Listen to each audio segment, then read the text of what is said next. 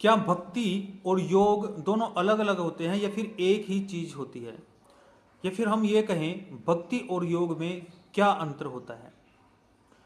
देखो, योग और भक्ति को यदि मिला दिया जाए तो ईश्वर के दर्शन हमें बहुत ही जल्द हो सकते हैं।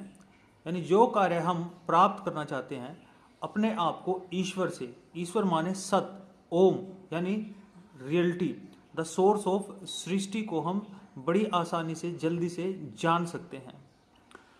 योग कहता है योगश्चित वृत्ति निरोध, यानी जो भी शरीर में, जो भी हमारे चित्त में वृत्तियां होती हैं उनका निरोध कर देना, उनको रोक लेना योग कहलाता है।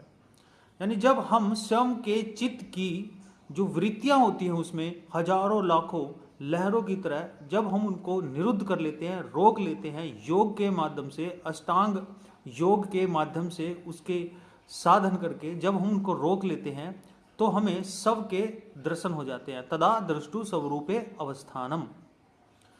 यदि इसी प्रकार हम ध्यान में यदि नाम जाप करें यानी भक्ति करें, अब ध्यान के द्वारा उन चित्त वृत्तियों का निरोध किया जाता है। यदि हम ऐसा नाम जाप के साथ करें तो बिल्कुल उससे भी हम चित्त की वृत्तियों का नाश कर सकते हैं और सब के दर्शन कर सकते हैं। सब मतलब परमात्मा, सब ही ईश्वर होता है, सब ही परम आत्मा होती है। आत्मा और परम आत्मा में भेद बस इतना होता है, आत्मा एकल होती है और उसकी जो शक्ति है वो सीमित होती है।